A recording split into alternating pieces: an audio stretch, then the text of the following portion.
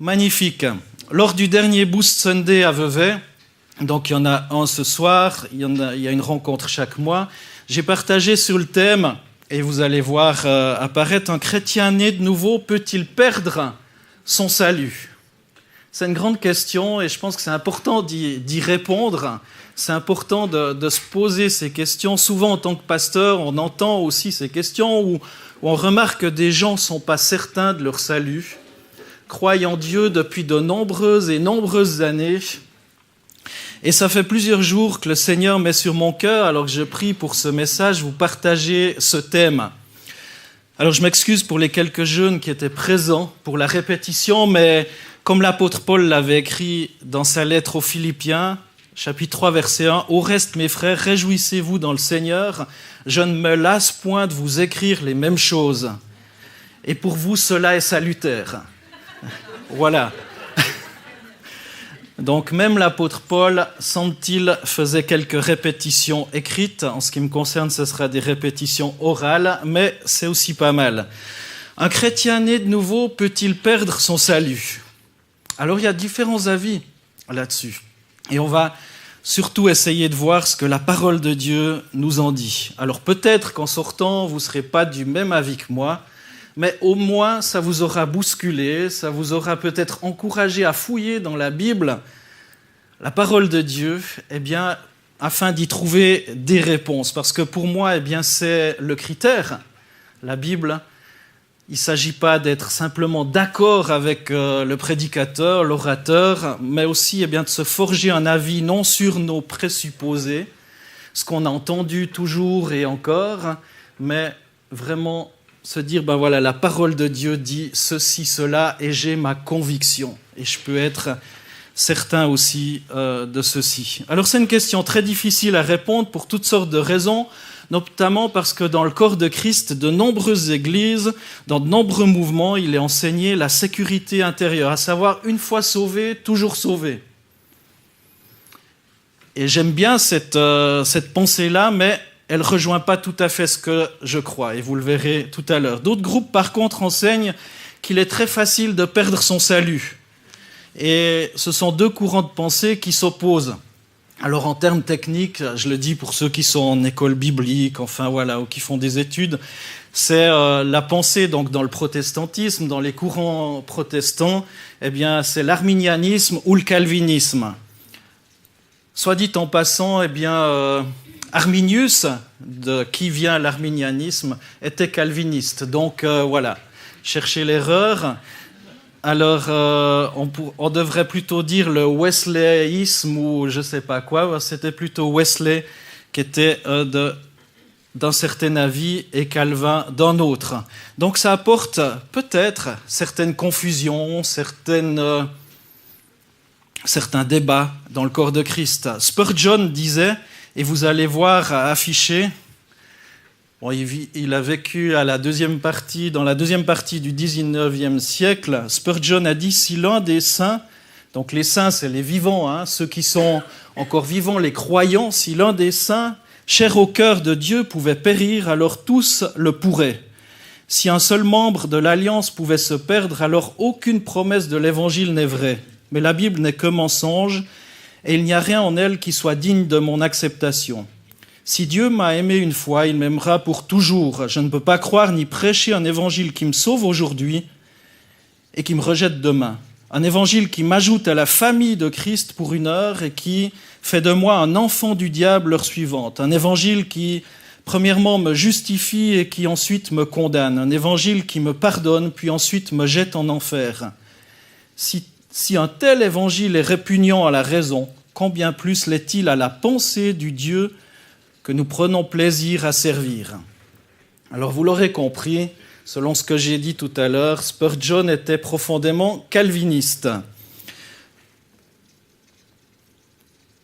Luther, dont on célèbre les 500 ans de la Réforme, était un petit peu dans une forme médiane de pensée.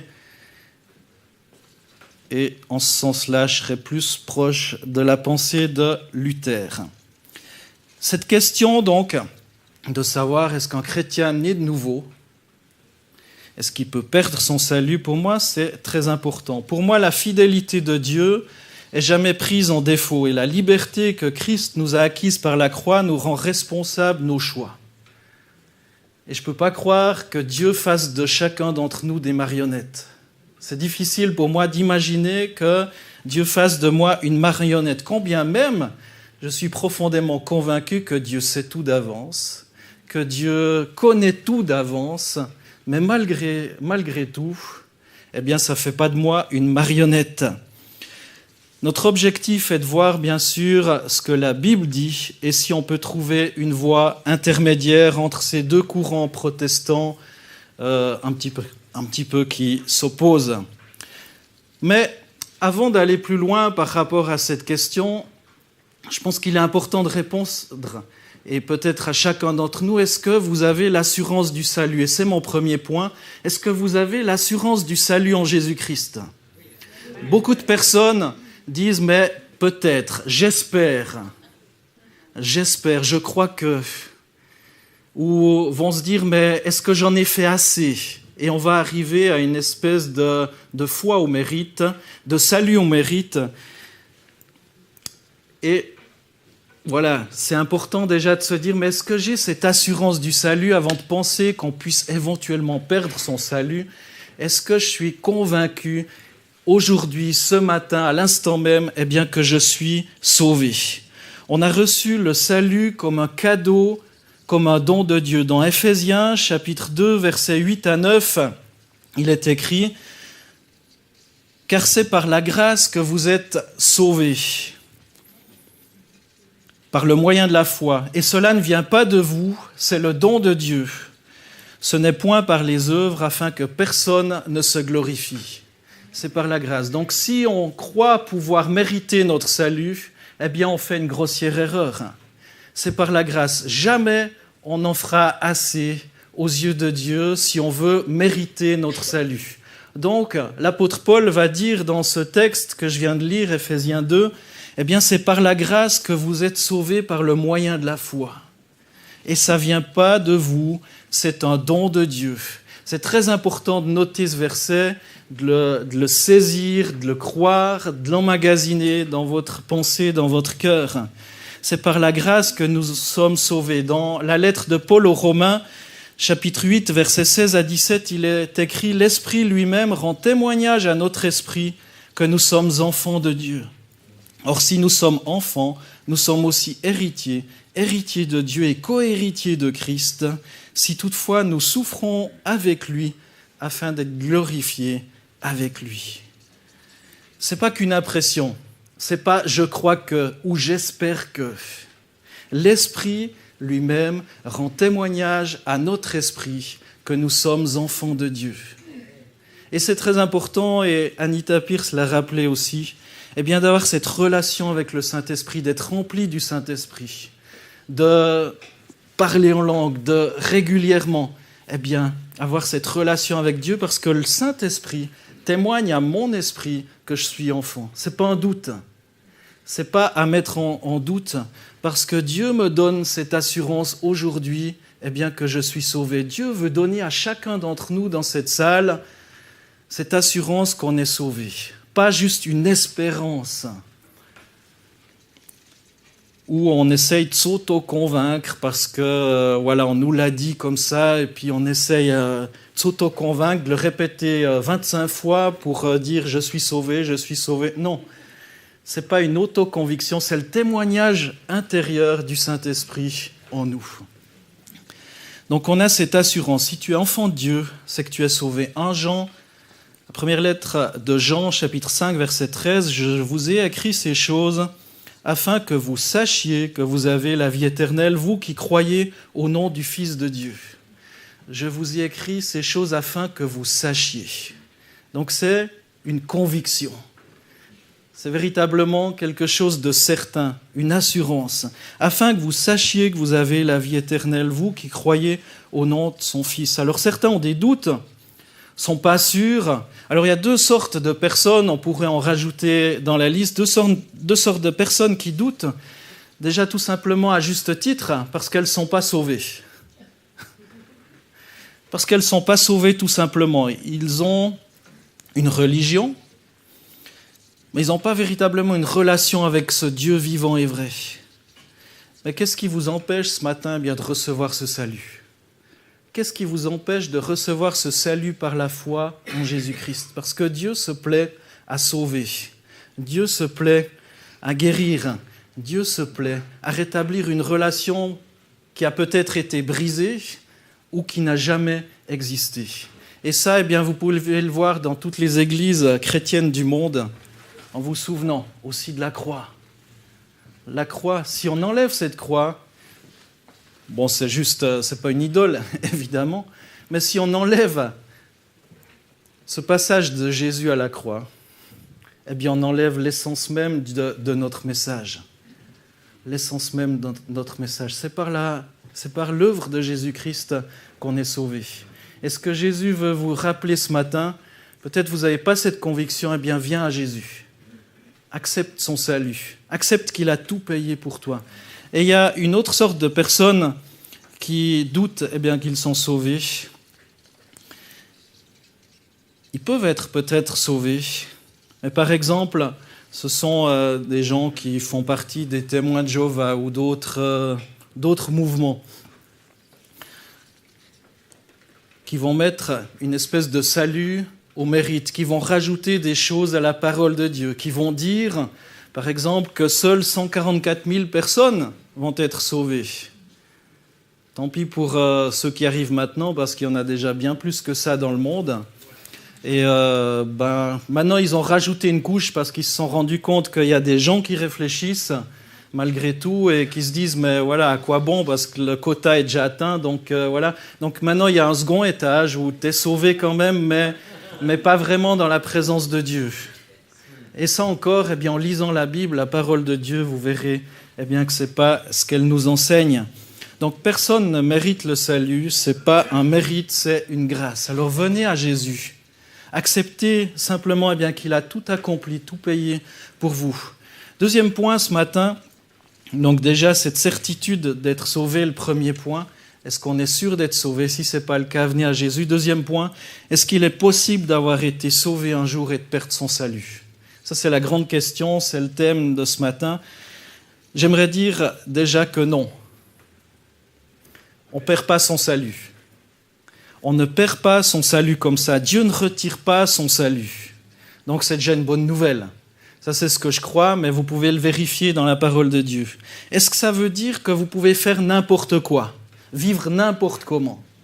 Je ne le crois pas non plus.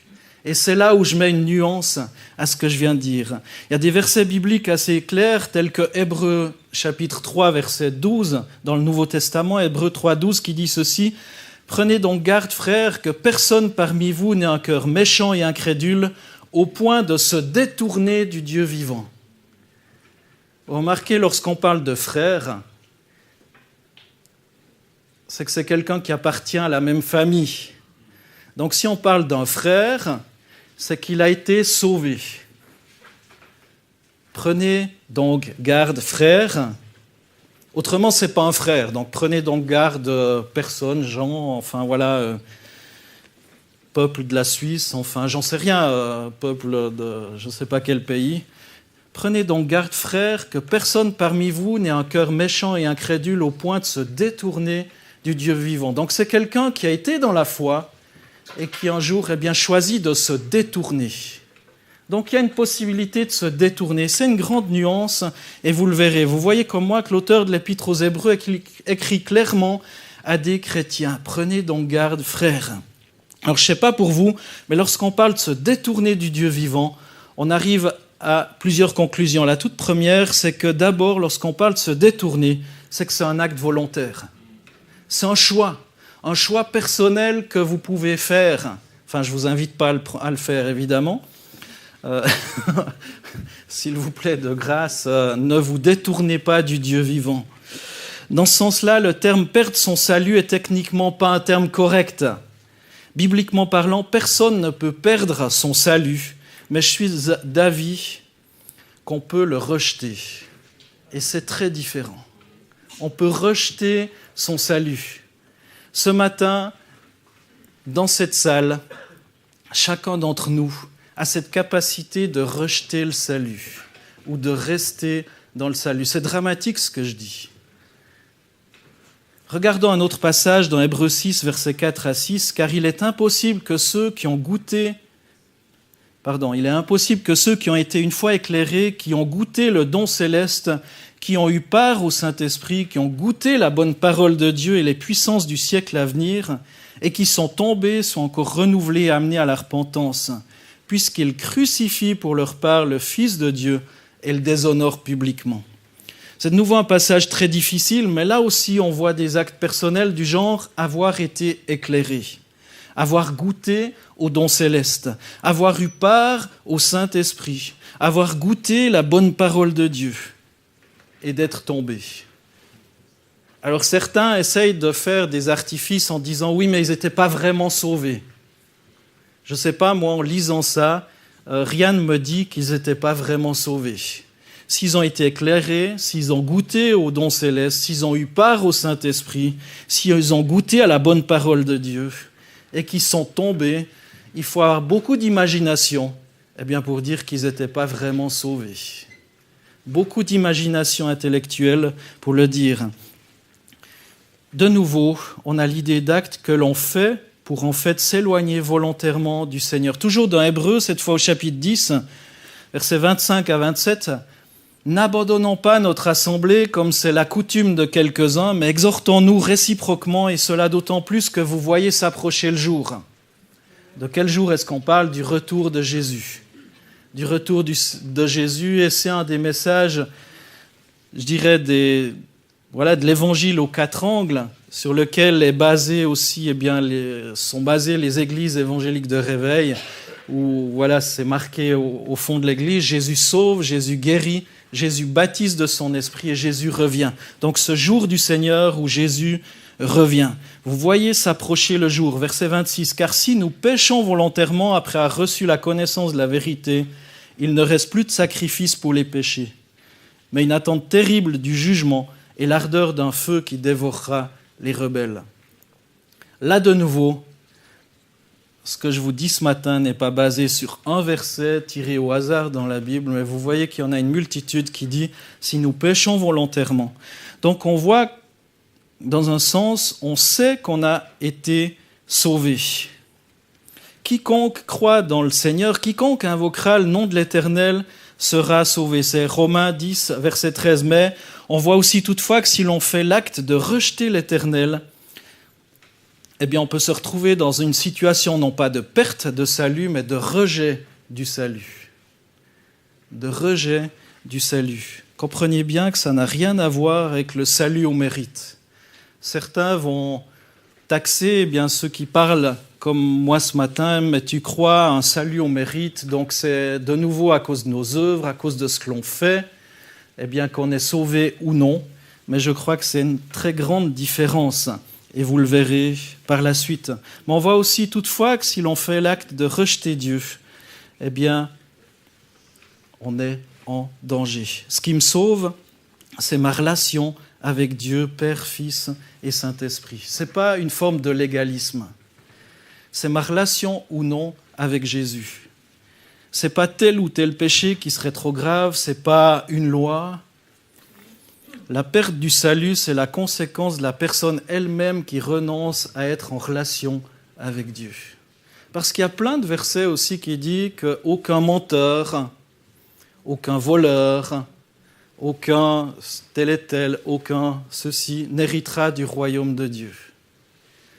Donc quelque part, des demi-vérités, des choses comme ça, on est tous, aux yeux de Dieu, disqualifiés. Mais on se souvient que Jésus a payé pour rétablir cette relation.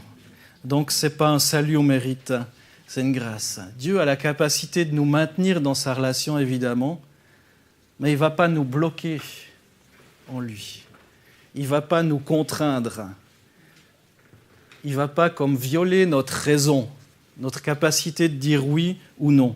Et si l'on en revient à Hébreux 6, on voit qu'on parle de personnes qui ont vécu des choses extraordinaires avec le Seigneur.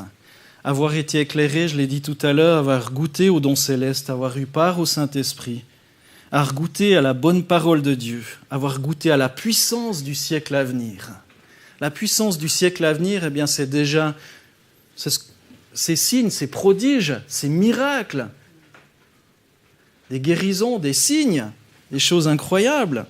Des personnes qui ont vécu des expériences profondes avec Dieu, des personnes qui ont vécu la puissance du Saint-Esprit, la puissance pour parler en d'autres langues, la puissance pour chasser des démons, des personnes qui ont vu qu'il y a deux mondes, deux royaumes qui se combattent l'un contre l'autre, le royaume de Dieu contre le royaume de Satan. Ce sont des personnes qui ont vu combien Dieu est beaucoup plus puissant que Satan et qui, malgré tout ça, un jour décident de rejeter Jésus. C'est dramatique. Et pour moi, ce sont des situations extrêmement rares, peut-être, mais extrêmement difficiles. Ce sont des situations qui arrivent malheureusement, et je l'ai vu. J'aimerais encore ajouter ceci, certains chrétiens agissent comme s'ils étaient définitivement éloignés du Seigneur. Ils sont tombés dans le péché, leur foi chancelle, mais ils ne sont pas coupés de Christ. Leur esprit et leur conscience travaillent encore en eux. Ils sont travaillés parce que Dieu les aime. Et j'aimerais dire, tant qu'il y a de la vie, il y a de l'espoir. Tant qu'il y a de la vie, il y a de l'espoir. Peu importe, alors peu importe, mettez des guillemets à ce peu importe, mais peu importe la gravité à vos yeux ou aux yeux des autres croyants, la gravité du péché. Parce que c'est toujours possible de revenir. Et aux yeux de Dieu, il n'y a pas de nuance. Un péché, c'est un péché. Comme je l'ai dit, aucun voleur, menteur, etc., cupide, adultère, etc., n'héritera du royaume de Dieu. Donc il n'y a pas de nuance. Il n'y a pas que les meurtriers ou je ne sais pas quoi, etc. Non. Il n'y a pas de nuance. On est tous au bénéfice de la grâce en Jésus-Christ, notre Seigneur. Donc, peu importe si vous vous sentez disqualifié à vos yeux, revenez à Jésus ce matin. Revenez à Jésus, c'est toujours possible, et il vous accueillera les bras grands ouverts.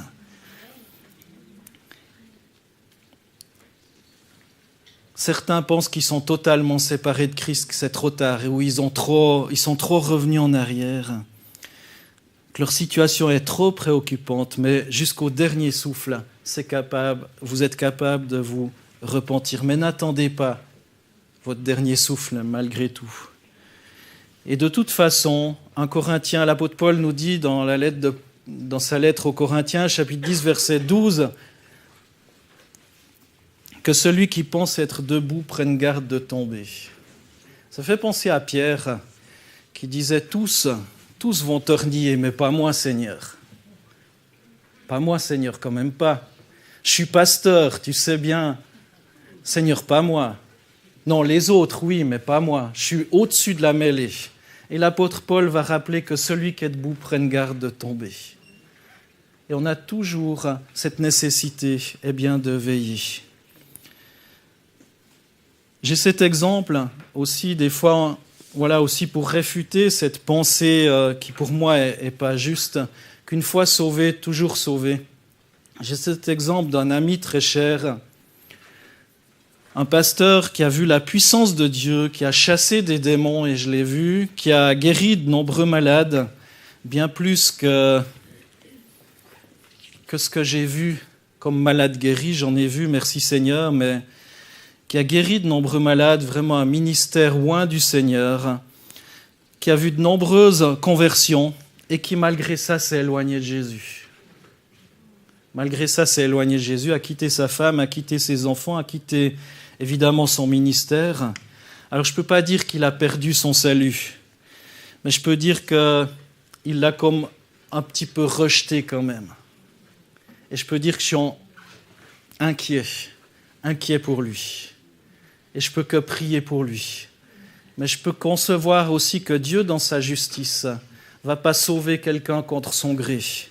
J'ai encore cette autre expérience quand j'étais au tout début de mon ministère à Vevey, un évangéliste où toutes les églises, les jeunes, les groupes de jeunes se l'arrachaient parce qu'il était bien fringué, il parlait bien, il y avait vraiment toutes les jeunes filles craquaient devant lui parce qu'en plus il était beau apparemment. Moi les autres hommes m'ont jamais fait flasher, mais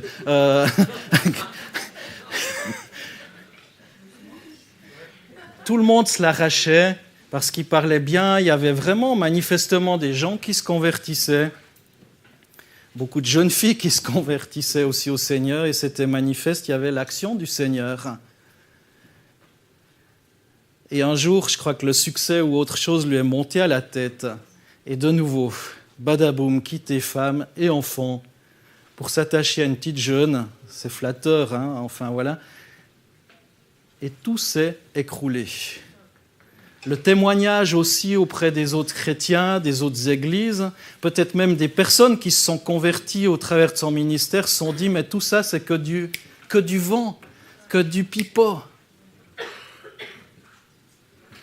Alors comme je dis, tant qu'il y a de la vie, il y a de l'espoir, il y a de la possibilité de revenir au Seigneur, et je ne sais pas ce qu'il est advenu de ce ministère-là, de cette personne-là, mais que Dieu le garde et je prie vraiment qu'il puisse revenir de tout son cœur, de toute son âme, de toute sa force, de toute sa pensée au Seigneur. Mais quel dégât aussi au niveau des personnes faibles, quel dégât au niveau des personnes qu'il a blessées. Quel dégât.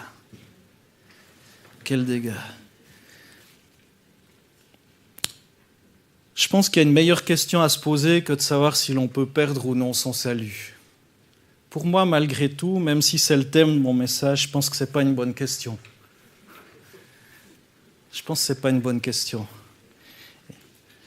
On devrait plutôt se poser la question, que puis-je faire pour être persévérant jusqu'au bout ?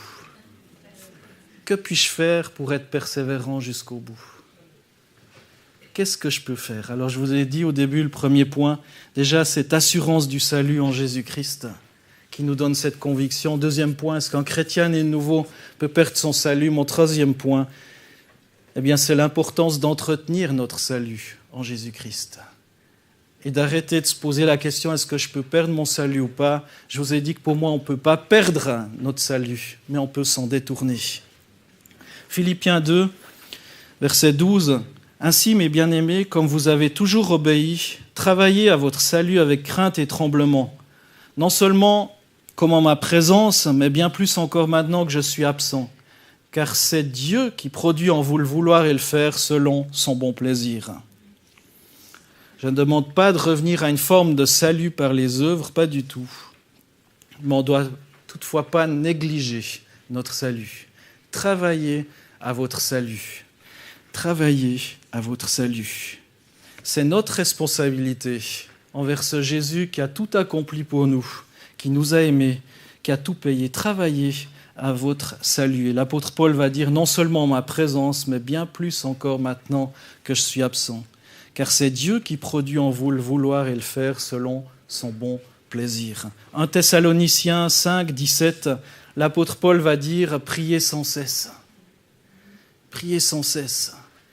Et ça, Anita Pierce nous l'a rappelé aussi, on peut le faire. Parce que des fois, on ne sait pas comment prier, on a déjà tout prié, il nous semble. On a déjà tout demandé au Seigneur. Comment le faire ? C'est en étant rempli du Saint-Esprit, en priant en langue, en priant dans ces langues du Seigneur aussi. Priez sans cesse. Cette attitude de communion permanente avec Jésus. Romains 10, 17. Ainsi, la foi vient de ce qu'on entend et ce qu'on entend vient de la parole de Christ. La foi ne vient pas de tous les guilis que vous pouvez avoir dans le dos. La foi ne vient pas de toutes les expériences que vous pouvez vivre. Oui, elle nous fortifie, elle nous encourage. Mais l'apôtre Paul va dire la foi vient de ce qu'on entend. Et ce qu'on entend vient de la parole de Dieu. Donc si vous méprisez la lecture de la parole de Dieu, votre foi va être peut-être mystique. Votre foi va être basée sur ce que les autres disent, pensent. Vous allez pouvoir être manipulé par des espèces de gourous, j'en sais rien quoi. Vous allez courir vers des ministères plutôt que vers Jésus. Et ce n'est pas l'Église, même si j'aime l'Église, corps de Christ, ce n'est pas l'Église qui vous sauve, mais c'est Jésus. Ce n'est pas l'Église qui vous donne la foi, mais c'est Jésus et sa parole. La foi vient de ce qu'on entend, et ce qu'on entend vient de la parole de Dieu. Donc revenez à cette parole de vie. Lisez les évangiles, l'Ancien Testament aussi. Lisez, relisez, même si vous dites « mais je l'ai lu une fois ». Mais combien de fois, en relisant des textes que j'ai peut-être déjà lus des centaines de fois, tout à coup Dieu me parle. La foi vient de ce qu'on entend vient de la parole de Dieu. Des personnes vont aller vers des espèces de prophètes, et je crois en la prophétie, parce qu'ils veulent des raccourcis. C'est la foi McDonald's. Il faut que ça se passe vite, Seigneur. J'ai pas le temps de lire, tu le sais très bien. Ma vie est très palpitante, passionnante. J'ai pas le temps de lire ta parole. Alors il faut que tu me parles. Il y a un tel qui a le ministère de prophétie. Je vais vers lui, puis il va me dire ce que tu penses de moi ou ce qu'il faut que je fasse. N'ayez pas une foi McDonald's. Un bon repas, ça prend du temps. Ça prend du temps, un bon repas. Il faut le laisser mijoter. Et lorsqu'on l'a fait soi-même, lorsqu'on l'a confectionné soi-même, même s'il n'est pas bon, il est meilleur que le McDo. Donc ce que vous pouvez découvrir dans la parole de Dieu,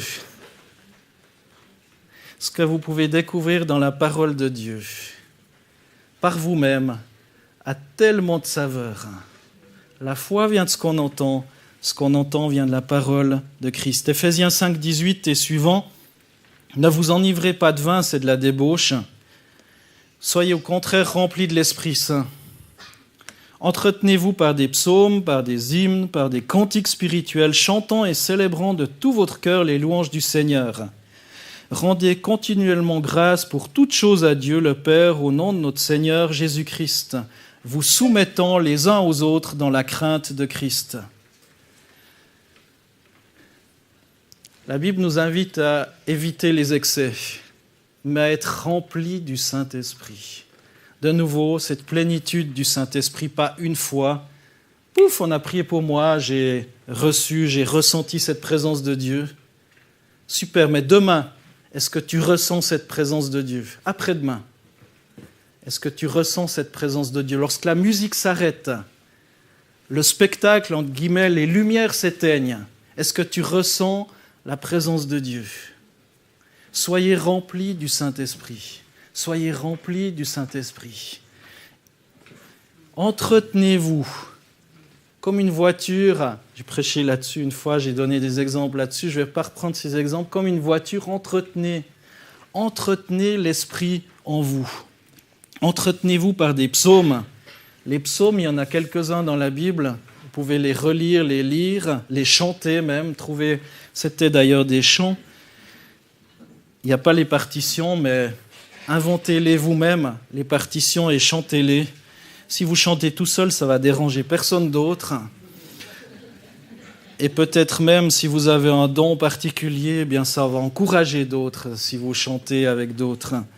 Par des hymnes, par des cantiques spirituels, chantant et célébrant, de façon à ce que personne m'entende.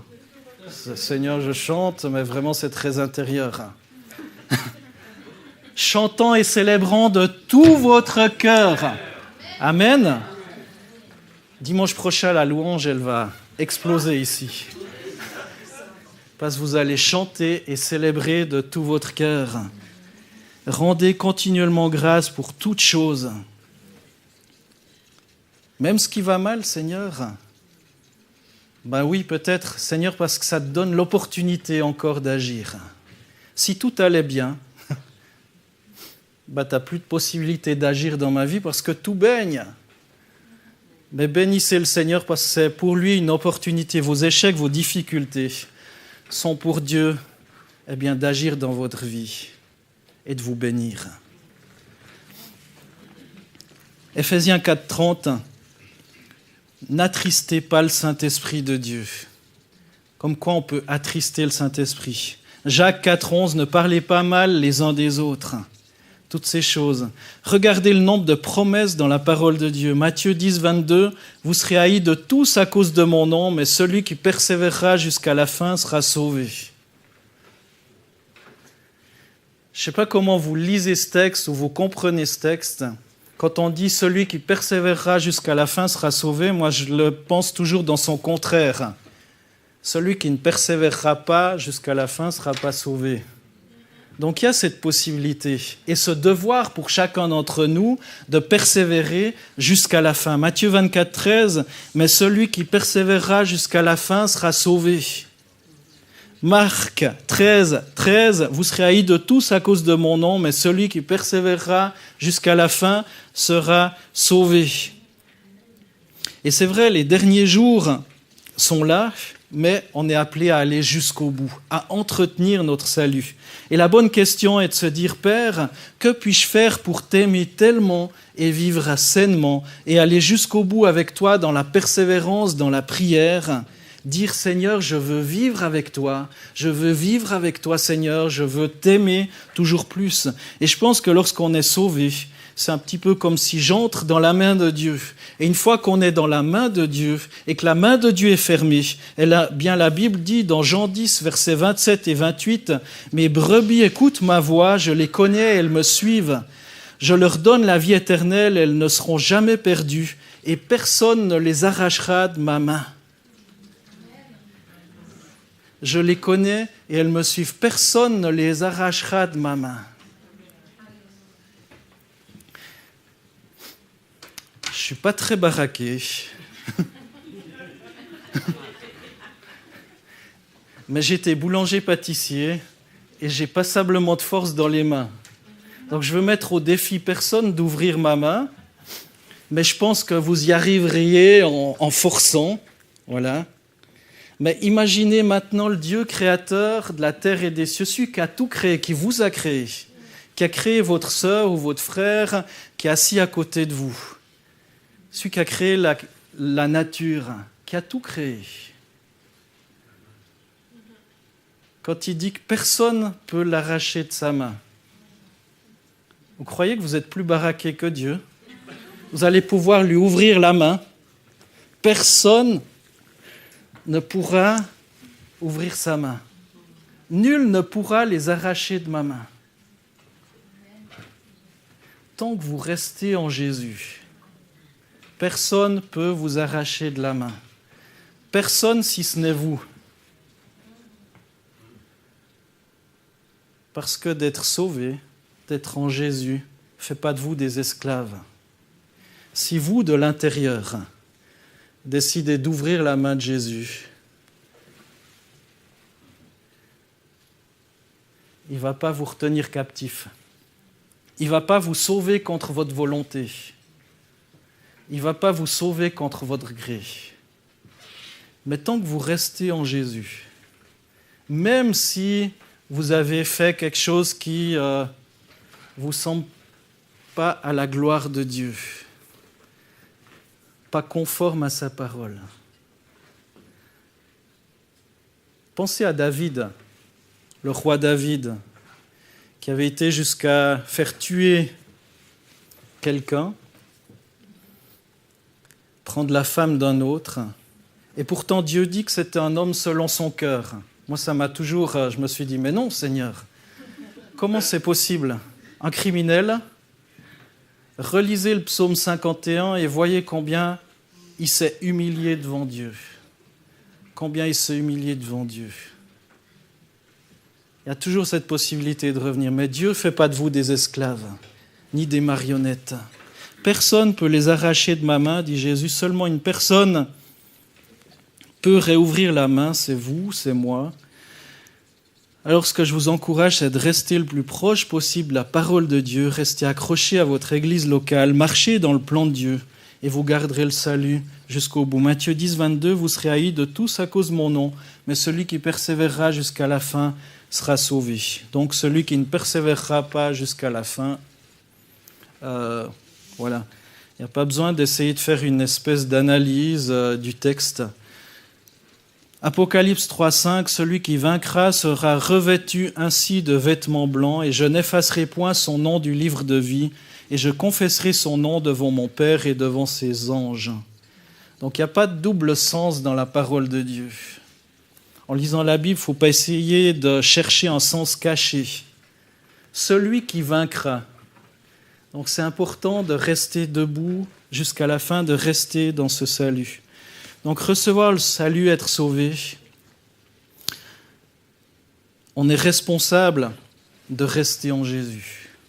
On ne perd pas son salut, Dieu ne retire pas son salut, mais on peut simplement le refuser. Et on est appelé à entretenir notre salut. Alors je vais conclure ce matin. Pour moi, la fausse doctrine qui dit « sauver un jour, sauver toujours » est dangereuse.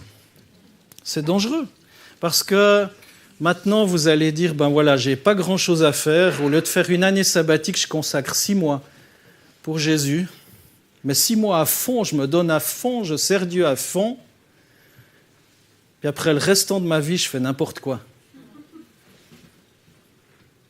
Une fois sauvé, toujours sauvé. On est responsable, mes frères et sœurs, d'entretenir et de rester dans la main du Seigneur. Nul ne vous ravira de ma main. Mais Dieu ne fait pas de vous des esclaves. C'est la foi en Jésus qui nous sauve. 2 Timothée 2, 12, 13, si nous persévérons, nous régnerons aussi avec lui. Si nous le renions, lui aussi nous reniera. Bon, c'est très clair, je m'excuse. Je n'ai pas besoin d'expliquer. Si on persévère, on règne. Si on le renie, il nous renie. Donc, si vous êtes renié de Dieu, c'est que vous êtes rejeté de Dieu. Punkt Schluss. Si on est infidèle, il demeure fidèle, car il ne peut se renier lui-même. Même si on le rejette, si on pêche, eh bien, dans sa fidélité, Dieu nous reçoit à nouveau si on revient vers lui. Pensez au Fils prodigue. Oui, Dieu reste fidèle et se lasse jamais pour ramener les gens qui se sont égarés. Il va tout faire pour ramener ses enfants à lui. Il va mettre des gens sur leur route, des personnes qui vont leur parler de cet amour de Jésus, de cette possibilité de revenir à Jésus. Même si on est infidèle, lui reste fidèle. Mais si quelqu'un renie Christ, alors Dieu aussi renie celui qui s'est éloigné. Et il faut voir ça dans une notion de liberté. Dans la Bible, il y a souvent ce choix qui est proposé, choisis la vie, choisis le bien. Et vous n'êtes pas appelés à être des marionnettes. En devenant croyant, en adoptant la foi en Jésus-Christ, eh bien, vous n'êtes pas devenus des marionnettes ou des robots. Et c'est dans ce contexte qu'il faut comprendre l'amour, parce que l'amour sans choix, sans liberté, c'est plus de l'amour. L'amour sans choix, sans liberté, c'est plus de l'amour. Pour parler de l'amour, il faut qu'il y ait un choix. Dieu ne souhaite pas être aimé par des robots. Dieu veut être aimé par des enfants qui ont choisi de l'aimer. Et le choix implique qu'on peut lui dire non en tout temps. Et dans cette liberté, Dieu demeure fidèle. Galates 1:1, c'est pour la liberté que Christ nous a affranchis. Demeurez donc fermes et ne vous laissez pas mettre de nouveau sous le joug de la servitude.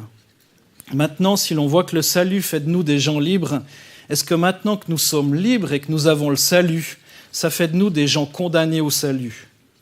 Ou est-ce qu'on reste libre? Un chrétien, parce qu'il est devenu chrétien, n'est pas obligé de rester chrétien. Maintenant, imaginez si un chrétien qui a vraiment vécu la présence, l'amour, la grâce de Jésus, choisit de plus passer de temps chaque jour avec Jésus, de plus lire la Bible, de plus prier, de plus fréquenter d'église, de continuer dans ses habitudes d'avant qu'il soit chrétien. Petit à petit, les bonnes choses que Christ a mises dans son cœur, ces bonnes choses s'envolent et vont être étouffées. Et un jour ou l'autre, cette personne va décider de sortir du salut parce qu'elle n'y trouve plus de plaisir. Et c'est un processus et les choses du monde redeviennent magnifiques, les choses de l'extérieur redeviennent intéressantes. La relation avec Dieu, aller à l'église, lire la Bible, ça devient ennuyeux. Et un chrétien perd son salut parce que cette personne y renonce. Et finalement, il va falloir rajouter un tas de choses extérieures pour que ça devienne intéressant. Ce ne sera plus cette relation avec Jésus, mais c'est un tas de choses qu'on rajoute pour que ça devienne intéressant. Et les cultes deviennent des shows, deviennent des expériences. Il faut une grosse musique, une grosse sono, il faut plein de lumière, plein de choses. On rajoute des choses. Il faut que le prédicateur bouge de long, large, qui crie, qui soit drôle, qui raconte des histoires toujours plus drôles et rivalisées d'ingéniosité pour intéresser, parce que le message de la Bible n'est plus suffisant.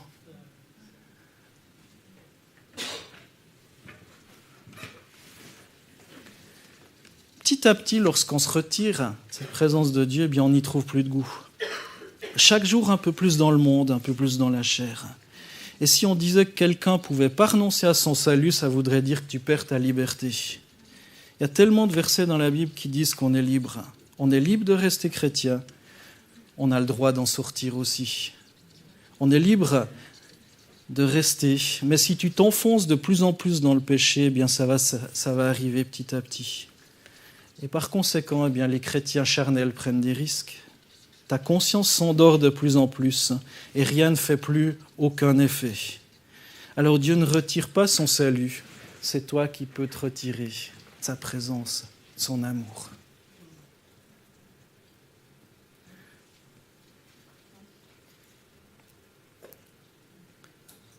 Vous imaginez ma femme qui est juste là, la bouche ouverte. Philippe, qu'est-ce que tu es beau, qu'est-ce que je t'aime, qu'est-ce que c'est merveilleux. Bon, c'est vrai, mais...